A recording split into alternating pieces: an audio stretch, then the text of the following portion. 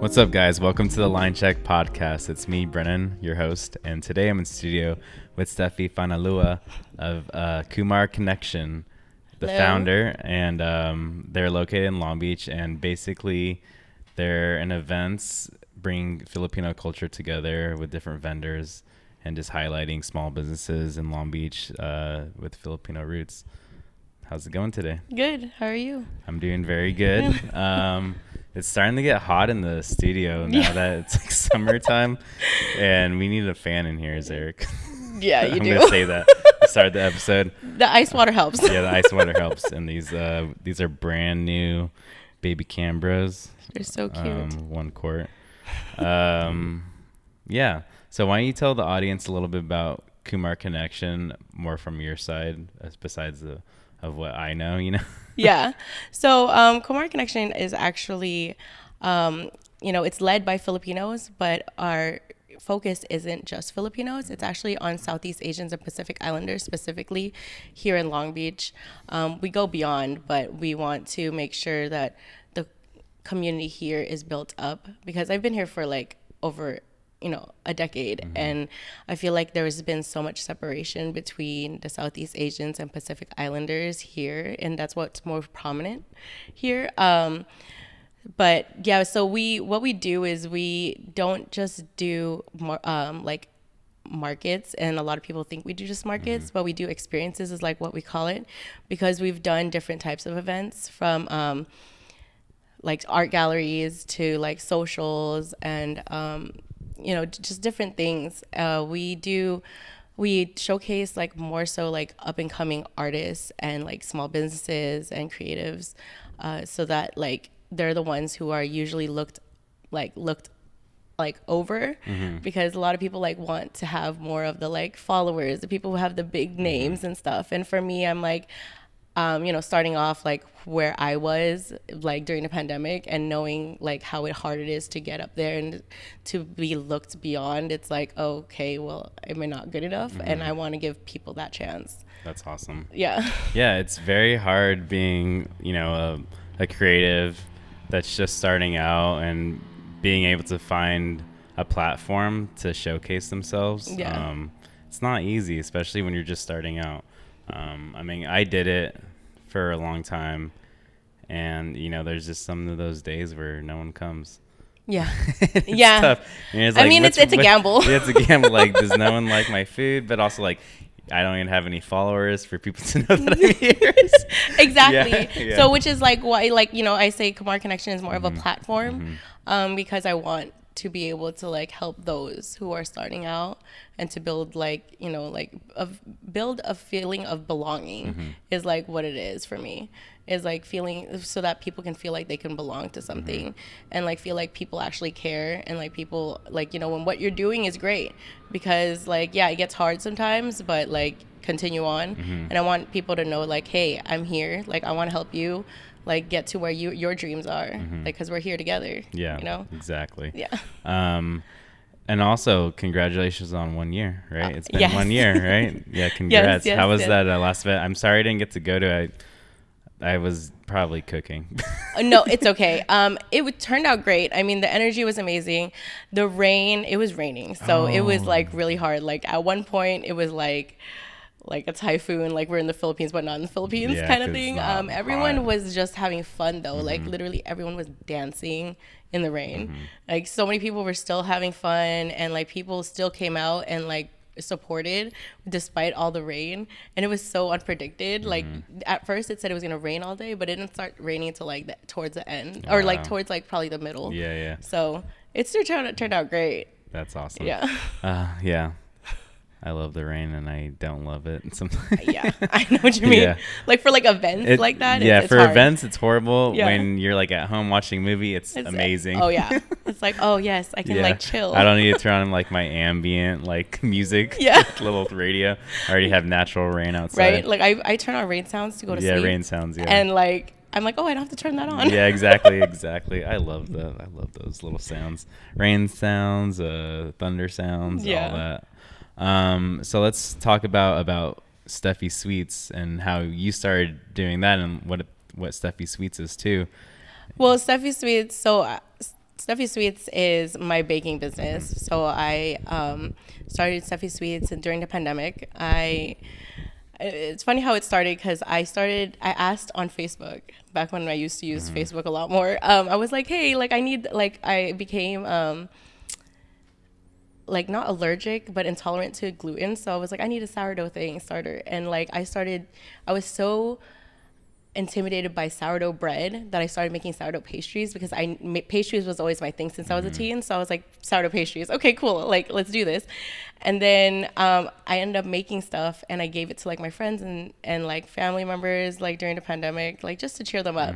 And they're like, why didn't you make this a business yet? And I'm like, oh shoot, I don't know. I didn't know this is a business. yeah, so I started off with my sourdough cinnamon rolls, and then after that I did my beignets, and my beignets are actually what really got me like people started knowing me more was through my beignets. But I started that in 2020, and I'm still like I'm celebrating it this month, actually 4 years.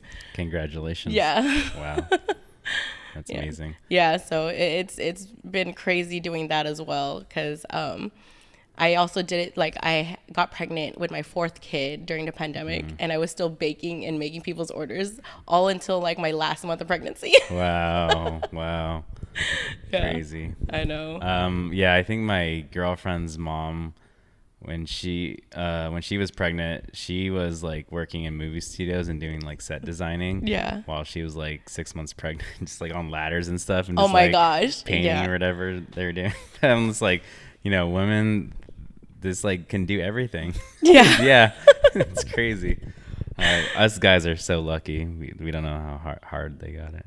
I mean, you guys have your own like struggles. No, and, don't like, don't try and give men. Hey, I can because I'm married to a man and I know how I can see what he has to Yeah. go through, like it's not like, yes, women have a lot of struggles. Yeah.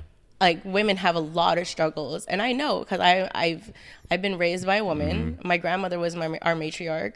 I saw her raise like her kids by herself. Also, my other grandmother raised 9 kids basically by I saw the herself. same thing too. So I'm like, In my family. I know how it is. Yeah. I'm just saying, like, also don't play like the males, at least the ones who are actually involved, they actually Yeah. also have a hard time. Like Yeah. like if they're providers. Well, I'm not saying they don't have a Yeah. hard time. I'm just saying they don't have as a hard time. No, yeah, you're right, as you're right. Women. Sorry. Yeah. I mean, yeah, I have a hard time too. Yeah. So that became like a whole other Yeah. conversation. It's fine. It's fine. So you took off with your beignets, and like, what was the response? when you started getting like traction from that? Like, did people just like, oh, I want more beignets, or like Yes. start getting booked up a lot? So I started selling beignets during the pandemic. Actually, that's actually why I started like Steffi Sweets, was because of, well, one, the cinnamon rolls, but then like when they introduced the beignets, everyone was like, whoa, sourdough beignets, I've never heard about that. I mean, a lot of people didn't even know what beignets were for the longest time. Beignets aren't really found around here. Like, No. I get beignets when I go to New Orleans. Yeah, exactly. So like my husband's family's from Disneyland. Louisiana.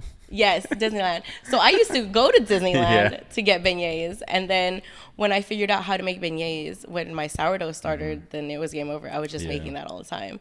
I mean, now like I do it mostly at most pop-ups. Usually, like at big pop-ups, I will do like beignets, but they're not available all the time when I do pop-ups.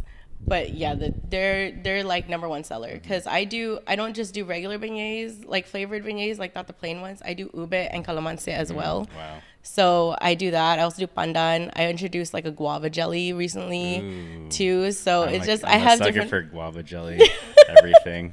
Guava Especially jelly is good. Guava jelly and like cream cheese. Oh yeah, I know. I'm like, people have asked if I ever stuffed mine with like cream cheese. I'm like, I haven't tried that, Yeah. but I totally should try. Yeah, you should definitely. But yeah, beignets are definitely what like got me like started on getting bigger, because like when you go to pop-ups, usually desserts, nobody's like making desserts on site. It's usually like prepackaged, but you can smell it. So then you're just like, oh my gosh, what is that? Yeah. It's like the funnel cake when at the fairs, you know. Yeah. You like can smell that fried dough. Yeah. And you're just like, what is that? And the powdered sugar. Yeah. You know, so like it's the effect and it's the smell and it's the sight. Yeah, exactly. It gets people. Exactly. Especially like there's something about when you put powdered sugar on something fried, it kind of like caramelizes the sugar on top of it, and you like smell it more. Yes, it's so true. The smell of just like all the fried stuff. You're just like, oh, what is that? I want that. Yeah, exactly. So how did Kumare Connection? How did you start that? So Kumare Connection got started, well, because of Steffi Sweets, actually. Yeah. It goes together. So Steffi Sweets, like I started doing pop-ups after the pandemic at my friend Kay's house. They were doing like backyard pop-ups, and I started doing that. Like, and then I was found by the organizer of Long Beach Uba Fest. And then after that, I started vending with Long Beach Uba Fest, and that's actually what gave me my name. Like people started finding out about me because I started doing Uba Fest events. And so like it was great. Like I love that. And then like I was helping, eventually I became like a partner, and like we started like curating events together. And as time went on, it kind of just went in a way like we no longer aligned with our visions. And I decided like, you know what, this is not for me anymore. I'm just gonna leave. And then when I left, like I like confided in like a couple friends that I made friends with, like kumares, like they're my kumares, which I'm gonna say what that means. Yes. So I confided in them, and they also left, but for different reasons as me. And then they were like, hey, Steffi, like, why don't you just like start your own? Like, you have this great vision of what you want a community to be like that you were helping to build up with UbaFest, and why don't you just do it? And I was like, you know what? You're right. And they're like, we'll just back you up. Like, we'll help you out no matter what, like whatever you need, like we'll help you. And so we started it with like, cause we're 5 kumares, there was 5 of us. We were the 5 main vendors actually of Uba Fest for the longest time. And then we all left at different times, but we finally all left, and we decided to start our own. Kumare means, it's a term endearment that you call like a close trusted female friend, or mare for short. Kumpare is the male version, or pare for short. So we came together and decided like, okay, we're gonna do this. And so we did it. And we did it with our first market. Our first market like was so crazy because we were supposed to have it at this one venue, and then like it was like a whole lot of things with the city, and so we ended up doing it on the street on 4th Street with Native Soul and Plantitas. Wow. They opened up their space for us. They were like, awesome. You know what, we love what you're doing, like let's do it. And I was like, okay. How was the reception when you guys did your first event? It was awesome. Yeah. A lot of people like who I didn't expect to come out actually like came out, and yeah, like it was, this amount of support that I got was amazing. Like I was so nervous for the longest time because I was like, oh my gosh, like what if people don't like what I'm doing, and like, you know, like what I stand for and stuff, like, you know, like the typical like self-critical like things. And I was like, you know what, well, why does it matter? Like, because I'm doing it from a place of my heart and like what I really want to do for like my people and for the people here in Long Beach. So why not just do it? Yeah. I mean, it's kind of hard not to like your event. It's very like natural, and it feels genuine. You know what I mean? Just like by looking at the logo, it conveys beauty and a nice essence, and like just like community. It's kind of hard to like not see your branding and be turned off by it. Yeah, I know the fan helps. Like the fan, like a lot of people can resonate with the fan. Yeah. So I love it. Shout out to Bun B. She's one of the for OG Kumares that started with us. She moved up to Portland, so she's like been busy with building up the community up there, which I love for her. How has the first year been? The first year it's been very challenging. Not really challenging. It's okay. Like the creativeness comes into it, and like at first, like I guess like the first 6 months was really hard. I felt like I wasn't getting the amount of support that I needed. And honestly, like, I thought I wanted to give up at first. I was like, you know what? I don't know if I can do this. You know, like, I'm doing Steffi Sweets, and then I'm And also then a mom of also, 4, yeah. and I am doing this. And it's not even like I want to continue to do this because it gives me the fulfillment of being surrounded by all these like-minded folks. For me, that like that's what like it feels so good You just that like I feed just off like the energy. yeah, I like feel off the energy. And like, you know, just everyone, every time they like come to the event, they're like, oh my gosh, like I love what you're doing, and like continue what you're doing. And like that's really what like pushes me. I'm like, okay, you know Yeah. what, I'm gonna keep doing it. Yeah, and then also just, you know, helping others out. Yeah. And that always makes me feel good. Exactly. You know, when I help someone out and they're like, well, thank you for having me here. Like, and they like their event with their pop-up was successful, you know? Yeah. It just makes me feel like I'm glad I was able to help you. And then Yes. if I didn't, if it was slow or something, then I feel like so bad. Oh my gosh, That's I like know. the worst. Feel like I'm so It's sorry. the worst like, feeling. Yeah. I It's like trying to show up for someone, but then you can't show up for them. I hate exactly that. like that's what like that's what what's gets hard. me Yeah, nervous. yeah. Like, you know, before the event, I'm just like, oh my gosh, I hope this turns out good, because I really want, you know, I want this to be great for, excuse me. Yeah, no worries.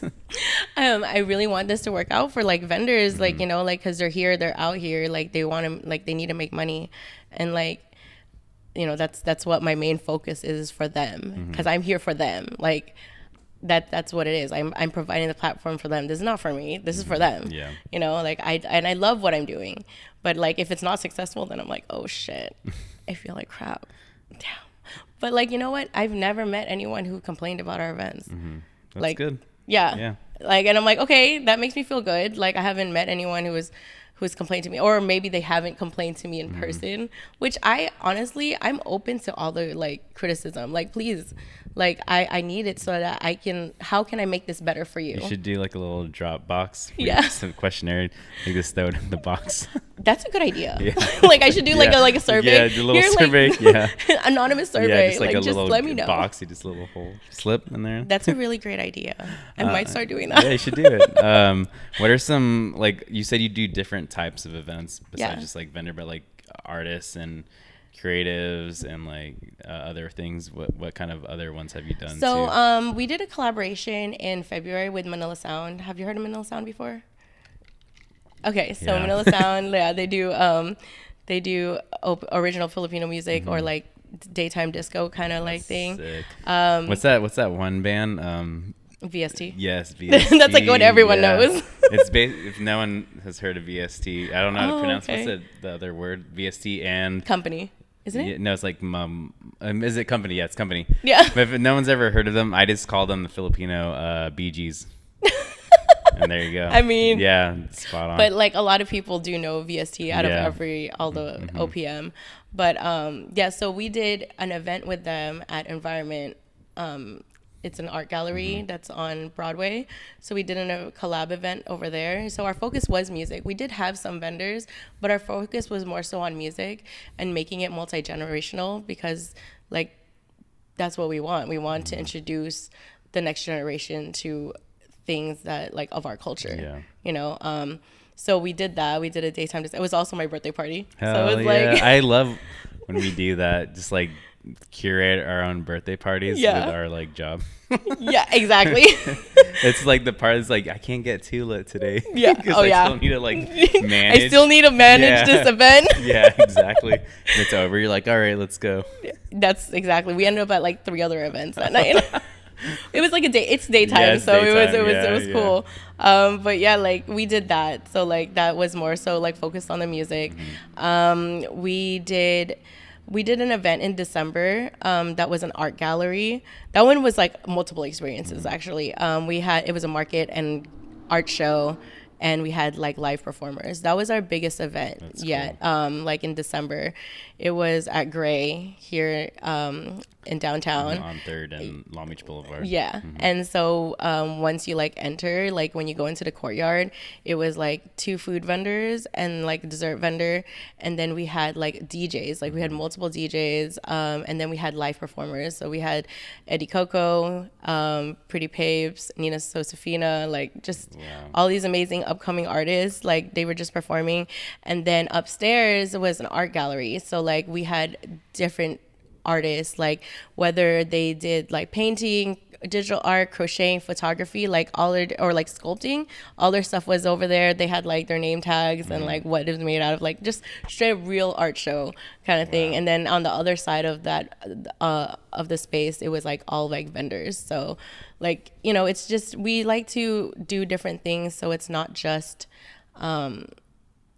like markets the whole time. Like I love markets. I mean, obviously I love markets. I vend, but like I want people to experience different parts of our cultures, not just from like what people like sell, but also like to like see it visually and like take it in. Like I also had live artists. So like I also like to have like live painters and like they do a lot of like, you know, like what, like a few of them like did like spray painting and like painting like on site. My daughter actually painted out one of them. Cool. So yeah, it's just like I like to showcase, no matter what type of art you do, I want to showcase you. Nice. Kind of thing. You guys heard that. Yes.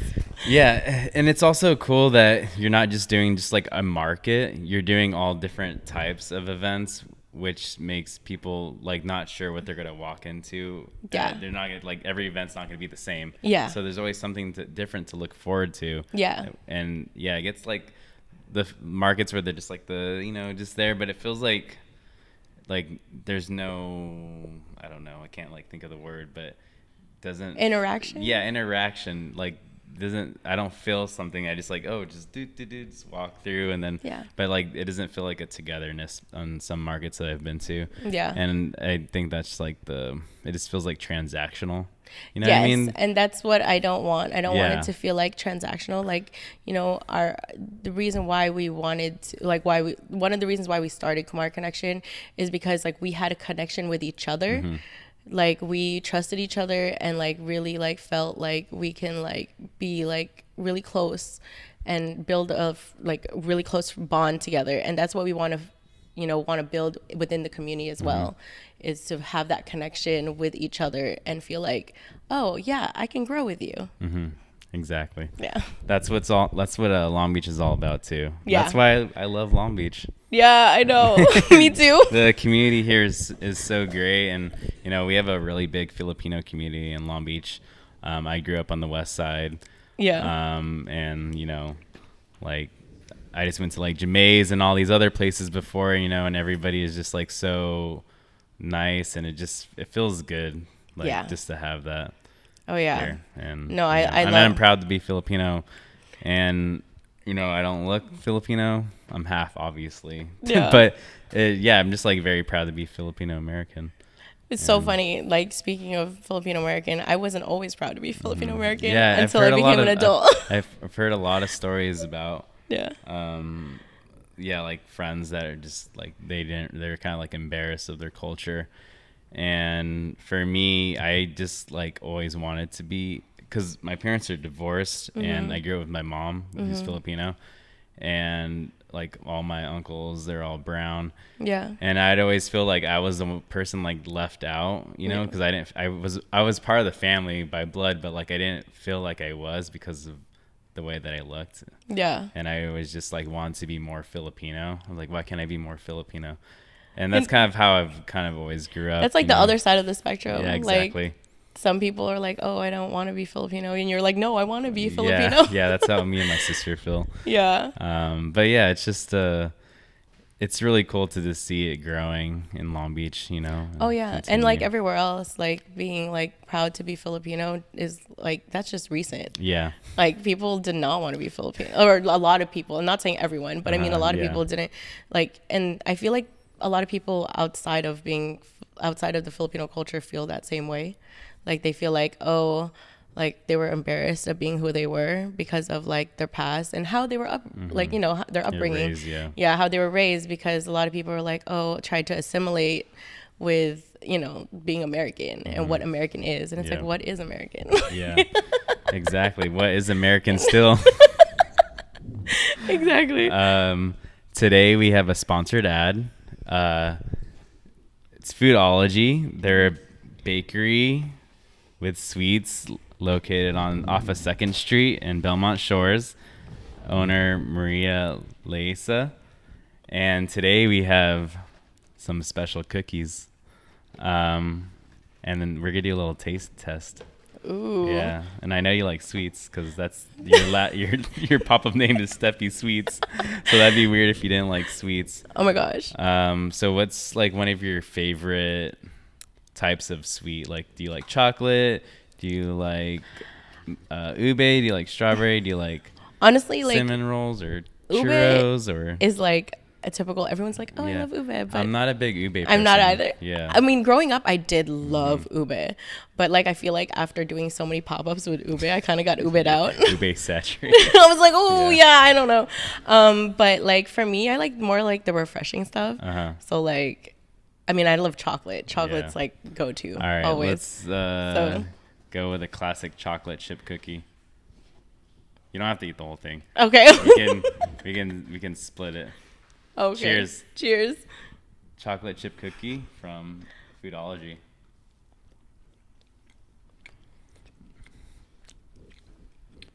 Very good. I love her cookies. Me too. This is like a better version of a Toll House cookie. If anyone knows the like ready to bake ones. And I love that it's like not super full of chocolate. I'm like, oh, I get cookie. I have to try the churro one Oh my God, because where do I put this you can throw it back there. Okay. The churro. Oh, churro. He doesn't love churros. I don't know. If you don't love churro, I don't know.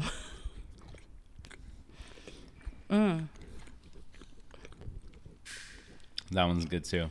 Yeah. I'm a big fan of churros, and I like churro everything. Oh yeah. This would be good in ice cream. Dude, I'm Like thinking some- about like a glass like a of like, horchata ice cream. oh my gosh, with yes. that cookie crumble on top. or a I horchata just made a ice dish cream for like summer. sandwich. Yeah. Oh yeah. Anyways, everyone should go check out Foodology. They're located on 2nd Street, right next to Roe Seafood. They have ube brownies and strawberry brownies and mochi brownies and all different kinds of other flavors. And then they also make cookies there by Chef Maria Leisa. And it's Filipino owned and female owned. So check it out, guys. Going back to just being like a Filipino American and like how does it feel to represent your culture now as you've gotten like older, because you said you didn't start feeling proud until you're an adult. Yeah. It feels great. I mean, you're doing a lot in the community, so I think that you're probably proud, right? I'm really proud. Yeah. I'm really proud. I mean, now I'm like really proud. I think what it was like growing up was just my upbringing. Yeah. But Did you grow up in a strict Catholic? Me too. yeah, it was very strict Catholic. Yeah. Which is so funny because I had my first kid at 17, so like that was a whole My thing. mom with my had family. me when she was 19. Oh my gosh, So yeah. it was the same kind of family. Yeah. Except my grandpa, he was a military strict Catholic. Yeah. It was like 2 times worse. Oh yeah. Yeah. Oh yeah. No, I had my uncles were all like my uncles and my great uncles were all in the military, so oof, Yeah. that was something else. Yeah. I got lucky and my dad wasn't, but that didn't make anything much Yeah, easier. How is it being a mom and just nurturing your children as being half Filipino and like seeing them be raised through like seeing their half of their culture through like your eyes, like introducing them to flavors and what they eat. Yeah, so I mean, I raised my kids obviously because I'm the one who's mostly with them, so like they've been raised more so Filipino. Seeing it through their eyes, like it makes me really happy that they're proud. That they're Yeah, proud. yeah, I'm like, okay, yeah. yes, I'm doing Yeah. great. You like Jollibee? Yes. Yes.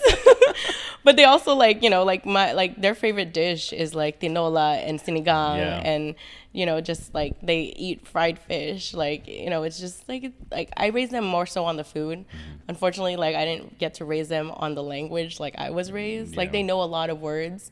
Like there's everyday words that they don't even use the English word for it. It's all Tagalog. But, I love seeing like them love who they are and love being Filipino, and like being in, and also like doing stuff in the communities, like, and involving them, because in everything I do I involve them, except the socials, because those are usually 21 up.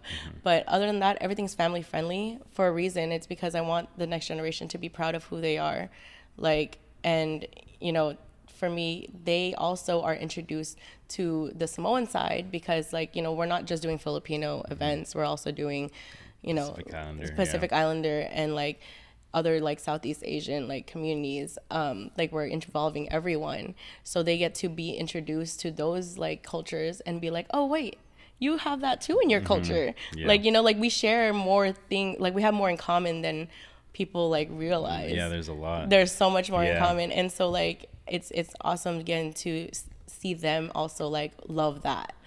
Because like I can't teach like the Samoan culture to my kids. I mean, I can read on it, Yeah. and like, but through experience, through it's experience, I'm like, I your can't- husband Manny. yeah, exactly. And then like being able to like show them all the other like Samoans that are in the community, and like them involving my kids in like whatever they do, because they love, like, people like that I know, like that I've met through these events, like they love involving the kids, because like like they're the future. Yeah, they're the future. Exactly. They're the future. Yeah. And also shout out to your husband Manny, who's I'm wearing his hat right now. Oh, Rich and Rooted. Rich and Rooted. Everyone Yeah. go follow it on Instagram. Check out his merch. This one. Yeah, it's in time for the jacaranda trees. Yeah. Exactly. That everyone loves and hates. Yeah, because they don't want to clean. Yeah, but they're so beautiful. Yeah, they are. They're nice for a second. So we're about to finish up this episode, Yeah. and before we finish up, I'm gonna ask you what your favorite in the weeds story is. The what? In the weeds. So your most stress moment of like a pop up or an event where you're just like about to rip your head off. Shoot. Or like an event where you're like running around like a chicken head's cut off. I feel like the one that really did that was probably our 1 year. Our 1 year, because it was raining. So It was Oh, yeah, I was it's running raining. around Yeah, like yeah, crazy yeah. because for like a few days, like it was said it wasn't gonna rain, Checking the forecast. and I kept changing it, like all week. I was checking the forecast because it wasn't gonna rain. Like I Uh-huh. checked it 2 weeks before, and I was like, okay, we're cool. And then that week, like 5 days before, it was like, oh, it's gonna rain, and it kept saying it was gonna rain all day. Uh-huh. And I was just like, okay, how do I do this? Like, how am I gonna get to, like, people set up, and like, it was like I think it was like the day before or the night or 2 nights before, and everyone, like, some people were like, well, can you cancel it? And I'm like, well, I can't cancel it because there's so many people who have prepped for it already. Like food vendors who prep their food. It's like, Yeah. oh no, like they started baking already. It's like the day before. And I'm like, oh, I can't cancel this. Like the rain was was supposed to happen during the evening. And then it was like, oh, 6 a.m. And I was like, wait, what? And like, that's when I was like scrambling. Like, it was just like, I was trying to figure out a way to like make it work, because I wanted to, I didn't want to cancel for folks to lose money on like their food, like I know how that feels. And that's just for any vendor. Like, you don't want them, like, they prepped so much, and it's like, oh, and it was only like 1 or 2 people who were like, oh, can you like just cancel it? And I was like, oh no, shoot, like I want to, but I can't. And so all morning I was scrambling, trying to figure out like, how am I gonna make this like their setup easy, and like make their like make their setup easy and not like make it hard for everyone. And then I was running around the whole time when it was raining, because I was like making sure everyone was okay, because it got windy. And then I was like, okay, like, what is it, like, what can I do like to help people, like, does anyone have extra weights? Like, it was just like a whole thing. It was just, but in the end it was great. But I feel like I do that at like every event. I feel like I do that at every, like, there's not really like one event that I feel like I didn't do that. Like, but that one was for sure took the cake because of the rain. Mother Nature, man, always trying to fuck with your shit. For real. Yeah, no. Sorry. Anyways, that was that's the end of this episode. It was good to have you on. Make sure everyone go follow Kumare Konnection on Instagram. Follow Steffi Sweets. Follow Rich and Rooted on Instagram, and make sure you check out their next event. And then, that's it. That's your line check for today. Also, foodology. Yes, yummy.